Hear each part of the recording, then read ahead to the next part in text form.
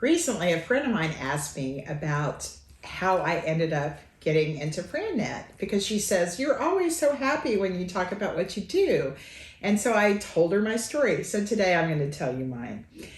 So more than 20 years ago, I experienced a layoff. And I had worked with a life coach back before there were too many life coaches out there. And I developed goals in various categories. But one of the main goals that I developed was to help people who were looking for career help. And it was interesting because it's a way that I could use my pain and the layoff to really provide a purpose. And so that was my quest.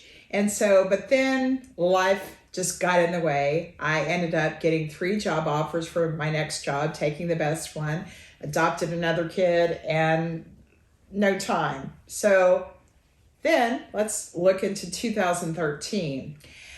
We moved from Houston to Louisville, and I was sitting on my front porch because I knew that I needed another source of income. My business didn't translate as well to Louisville, and so I was looking for that as I got my business going.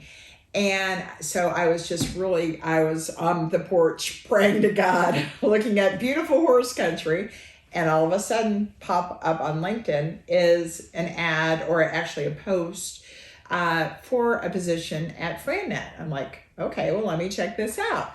And it was a part-time job, so it gave me the opportunity to get my business going as well. But when I got there, they wanted me full-time. And then as I started working, taking the job and working with people who were looking for their next step, I realized that a lot of the people had that same kind of pain that I did. These were people who were being laid off or, getting older and not able to get their next job.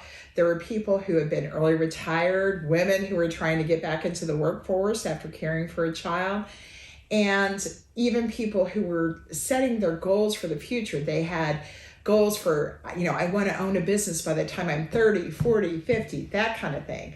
And so it was so amazing because I thought, okay, boom, there it is. I got my goal met, and I felt like it was really divine intervention because when I was on that porch, I was praying to God, please give me something.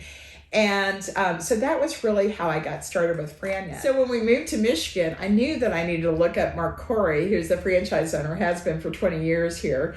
And so now I have an S corporation that I run through him and work with people to help them get a franchise. So that's the story of how I got there. I encourage you, as you're looking at what you're doing next, look at setting those goals. But also, if you do have a higher power, use that higher power. You need some divine intervention. And together, I think you can get to that next step. If you're interested in looking at a franchise business or any kind of business for that matter, I'm glad to help you by having you start by doing the Entrepreneur Profile, which I've seen thousands of over my course of time at FranNet.